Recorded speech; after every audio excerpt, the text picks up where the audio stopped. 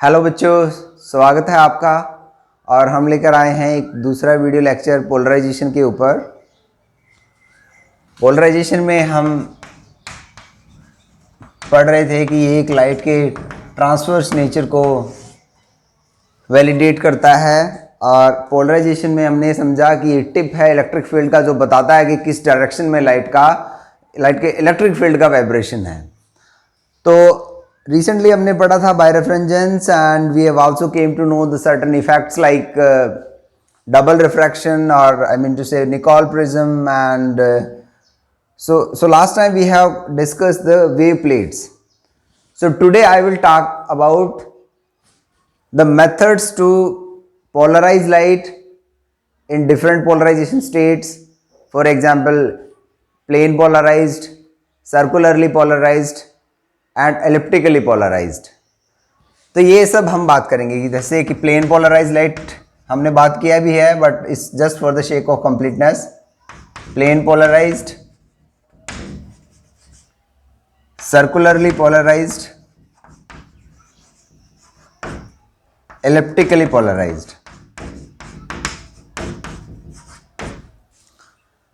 So first of all तो generation की बात करते हैं कि इसको जनरेट कैसे करते हैं। तो देखो, प्लेन पोलराइज लाइट को तो जनरेट करने का बड़ा ही सिंपल मेथड्स हमने बात किए थे। Polarization by reflection, polarization by scattering, polarization by selective absorption, and Nicol prism also. So these things we have done, we discussed in polarization of the, I mean to polarize, plane polarize the light. Nicol prism we have discussed. So this one instrument can be used to generate or to make a polarized light having electric field vibrations in the particular direction. तो जैसे अगर मैं vertically upward direction दिखा रहा हूं, तो इसका मतलब ये है कि z डायरेक्शन में अगर लाइट प्रोपेगेट कर रहा है तो y डायरेक्शन में उसके इलेक्ट्रिक फील्ड के वाइब्रेशंस हैं। तो ये तो हमने जाना कि ये यूज किया जा सकता है प्लेन पोलराइज लाइट को जनरेट करने के लिए। Nicole prism is the one. और हमने एक मास्टर इक्वेशन निकाला था। मास्टर इक्वेशन से हमने ये देखा कि कब प्लेन पोलराइज लाइट बनता है। अगर हम बायरेफ्रेंजेंस इफेक्ट भी यूज करते हैं, तो जैसे हम यहाँ लिख देते हैं प्लेन, वो मास्टर इक्वेशन हमारी y1 square by a square plus y2 square by b square minus twice y1 y2 upon a b cos delta equal to sine square delta. ये हमारा मास्टर इक्वेशन बना था। ये इक्वेशन बताता है कि जब हम बायरेफ्रेंजेंस क्रिस्टल लेते हैं, निकॉल सम कैल्साइट, क्वार्ट्ज, इस तरह का कोई क्रिस्टल लेते हैं, और उसमें डिफरेंट डेल्टा वैल्यूज़ के ऊपर हमने बात किया था। तो जब डेल्टा 0 होता है तो वो प्लेन पोलराइज लाइट होती है, क्योंकि उसमें equation of a straight line होती है। और प्लेन पोलराइज लाइट को हम लीनियरली पोलराइज भी बोलते थे। हम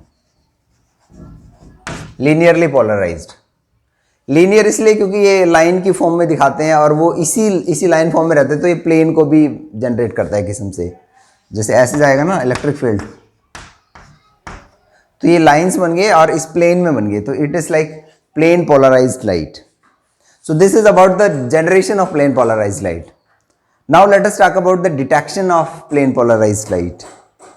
Okay, let us complete these things. Generation को complete करते हैं, फिर हम detection पे आएंगे। थोड़ा repetition भी होगा और आपको थोड़ा और clear समझ में आएगा कि ये क्या हो रहा है actually. Circularly polarized light. Circularly polarized light में क्या था? Circularly polarized light में क्या करना है आपने? एक क्रिस्टल लेना है, एनिसोट्रॉपिक क्रिस्टल, और डबल रिफ्रैक्शन इफेक्ट उसमें होता है। ऑप्टिक एक्सिस की बात हमने की थी, तो हम क्या करेंगे, ऑप्टिक एक्सिस के साथ, अगर ये हमारा ऑप्टिक एक्सिस का डायरेक्शन है, this is optic axis, this is the direction of the beam, इस तरह से हम लॉन्च करेंगे। एक क्रिस्टल का सरफेस उसके ऑप्टिक एक्सिस के पैरेलल कट हो रखा है, दिस इज द क्रिस्टल, और इसको ऐसे ही काट रखा है, इसके पैरेलल में ऑप्टिक एक्सिस है, और ये जो लाइट है थीटा 45 डिग्री के ऊपर है। तो इस इक्वेशन पे हमारा जो ए एंड बी बना था, A is our A cos theta, B is our A sin theta. So when theta is our 45 degree, A and B are same. So we'll get a circularly polarized light, क्योंकि इस equation में अगर delta value को हम रख देते हैं pi by 4, ये बेसिकली क्वार्टर वेव प्लेट, नहीं पाई बाई 4 नहीं, पाई बाई 2, क्योंकि ये फुल वेव ही है, ये 0 है, ये 2 पाई है, ये पाई है, ये हाफ वेव प्लेट बना और ये पाई बाई 2 है, दिस इज पाई। तो हमने डेल्टा पाई यूज करके, डेल्टा पाई यूज करेंगे तो पाई बाई 2 यूज करेंगे तो थीटा 45 यूज करेंगे तो ए एंड बी जो है इक्वल हो जाएंगे, इक्वल हो जाएंगे तो this will be a, this will be a, और पाई बाई 2 के ऊपर कोस 0 होता है और साइन 1 होता है। तो ये इक्वेशन एलिप्स का इक्वेशन बनता है, और ए और बी सेम हो जाते हैं, मेजर एक्सिस माइनर एक्सिस अगर एलिप्स के सेम हो जाते हैं तो वो सर्कुलरली पोलराइज लाइट बन जाएगा। सो इक्वेशन बनेगा y1 by y1 square by y1 y2 square is equal to a square. So this will become a equation of a circle. अच्छा, इसको ऐसे भी समझा जा सकता है कि जैसे ना मान लो x में अगर बात करें, x1 x2 में अगर हम लिखना चाहें, x1 जैसे a sine omega T plus, तो डेल्टा अगर हमारा पाई बाई 2 है तो क्या हो जाएगा basically a cos omega T, right. x2 अगर हम लिखते हैं तो ये ऑर्डिनरी का है बेसिकली, और ये अगर एक्स्ट्रा ऑर्डिनरी का है, कोई भी कौन सा ले सकते हो, कोई फर्क नहीं पड़ेगा इसमें, क्योंकि वो डिपेंड करता है कैल्साइट है या क्वार्ट्स है, तो वो लीड लैग नेटवर्क अकॉर्डिंगली बन जाएगा। तो इसको लिखता हूं मैं a साइन ओमेगा टी। अब देखो x1 x2 में से अगर t को हमने हटाना है तो I will square and add, तो x1 square plus x2 square is equal to a square. So this will become an equation of a circle, so it is called circularly polarised light. तो हमने circularly polarised light को बना दिया है। और elliptically polarised light में क्या करना है, theta can not be equal to 45 degree, and delta is a good choice if you are taking pi by 2, this is a good choice. We can also take some other values, and theta can not be equal to 45 and it is like less than only, theta is a will not be equal to b, theta is less than 45 degree. This is the one condition for elliptically polarized, and delta is, let us say, pi by 2.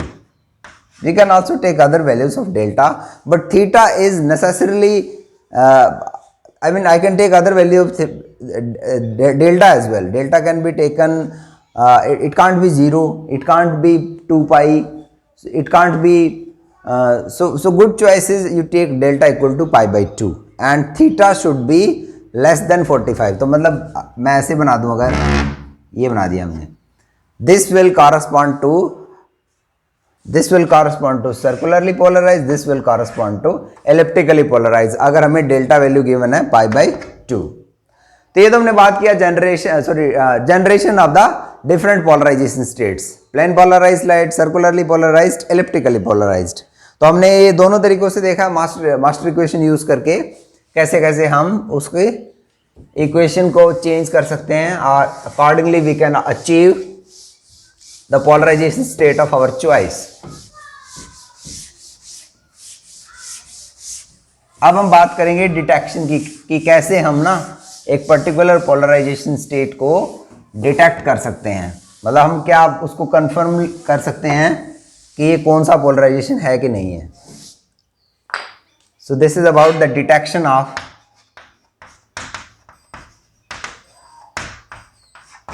polarization state, let us say, detection of polarization state. So first of all, one by one बात करते हैं plane polarised light के बारे में, let us say। तो plane polarised light के लिए तो क्या करोगे आप, एक अनपोलराइज्ड लाइट है, ये बना दिया मैंने, ये एक्चुअली ना ये इसका ही एक व्यू है, ये ऐसा है, और इसको अगर मैं ऐसे रखूंगा तो इस तरह से दिखेगा मुझे, मतलब इसके अंदर वो सारे कंपोनेंट्स हैं, ऐसे हैं वो। तो इसके आगे एक निकॉल प्रिज्म रखूंगा जो एक पोलराइजर का काम करेगा,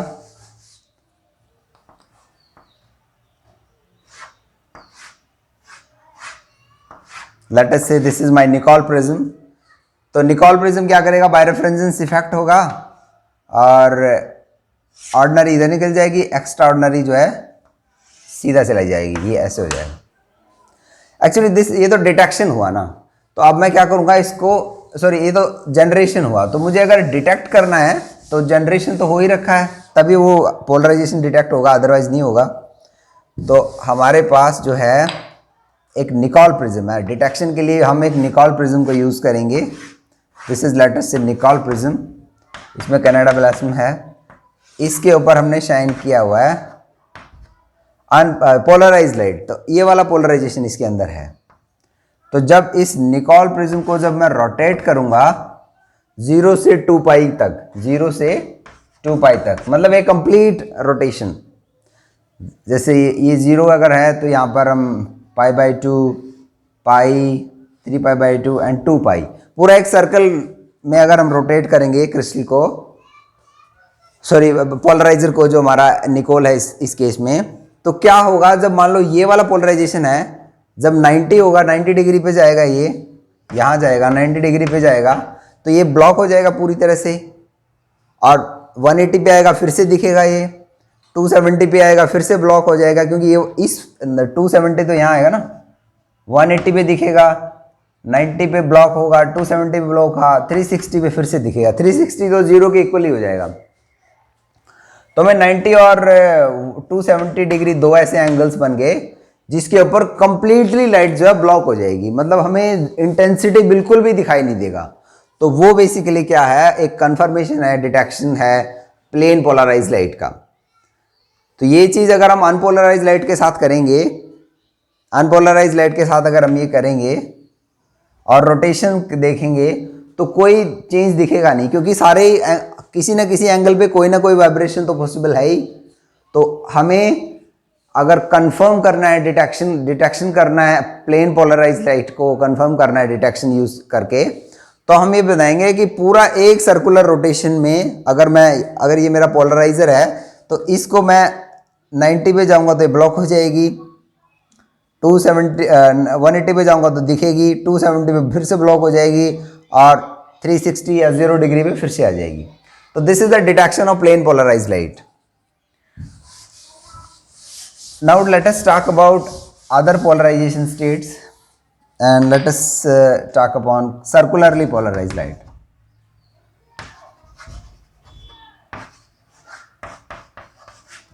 Circularly polarized light. So in the circularly polarized light, when you check it directly, मतलब ये हमारा सर्कुलर पोलराइजेशन है इसके अंदर, अब इसको पोलराइजर से पास करो निकोल प्रिज्म से। निकोल प्रिज्म हमारा जो है पोलराइजर है, चेक करने का है। ये हमने देखा कि इसको डिटेक्शन और जनरेशन दोनों में यूज़ किया जा सकता है। This is our Nicol prism, और यहाँ पर मैं इंटेंसिटी को नोट कर रहा हूँ। तो जब इसको मैं टाइम क्लॉक के साथ ही तो ऐसे घूम रहा है सर्कुलर में इलेक्ट्रिक फील्ड, तो डिटेक्शन में अगर मैं इसको रोटेट भी करूँगा ना तो मुझे इंटेंसिटी फुल टाइम दिखाई देगी, अब भी दिखेगी, यूनिफॉर्म इल्यूमिनेशन, कोई चेंज ही नहीं आएगा। तो क्या किया जाए इसको कंफर्म करने के लिए? ये तो वही केस हो गया जैसे कि एक अनपोलराइज लाइट होती है। तो हम क्या करेंगे, यहाँ पर एक क्वार्टर वेव प्लेट इंट्रोड्यूस कर देंगे। हम यहाँ पर लगा देंगे क्वार्टर वेव प्लेट। तो इस वाले कंपोनेंट में ऑर्डिनरी एंड एक्स्ट्रा ऑर्डिनरी में π/2 का फेज डिफरेंस है, या कहो तो इसको λ/4 का पाथ डिफरेंस है।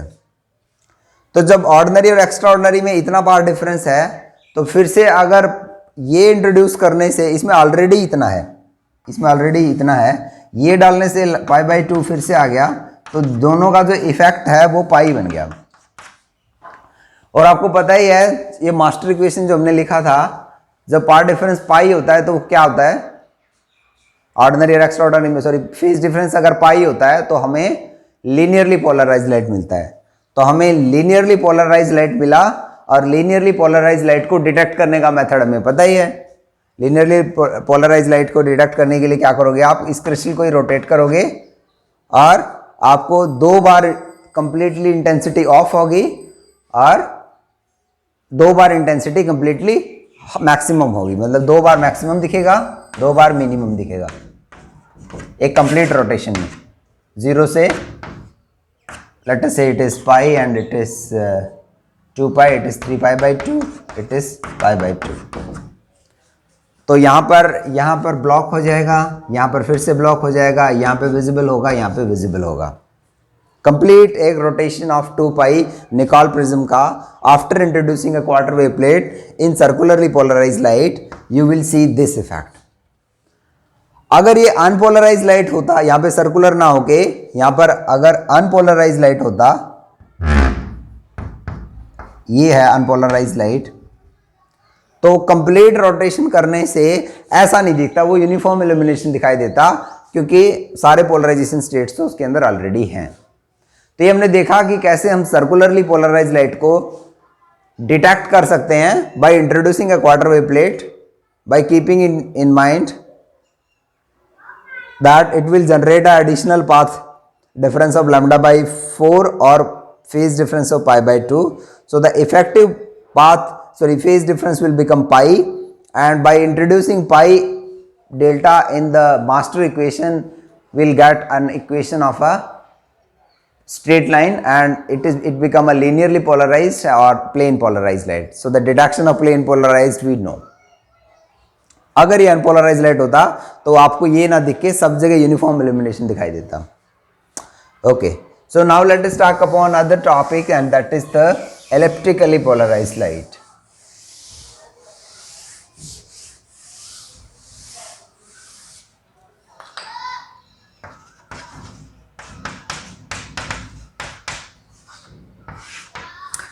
सो इलेक्ट्रिकली पोलराइज मतलब अब तक हमें ये समझ में आ रहा है कि जब हम एक क्वार्टर वेव प्लेट इंट्रोड्यूस करके अल्टीमेटली हम एक प्लेन पोलराइज लाइट को बना लेते हैं। जब प्लेन पोलराइज लाइट हमारे पास है तो हम उसको डिटेक्ट करने के लिए निकॉल प्रिज्म यूज करेंगे, उसको पूरा 2 पाई रोटेशन देंगे, 2 बार मैक्सिमा आएगा, 2 बार मिनिमा आएगा।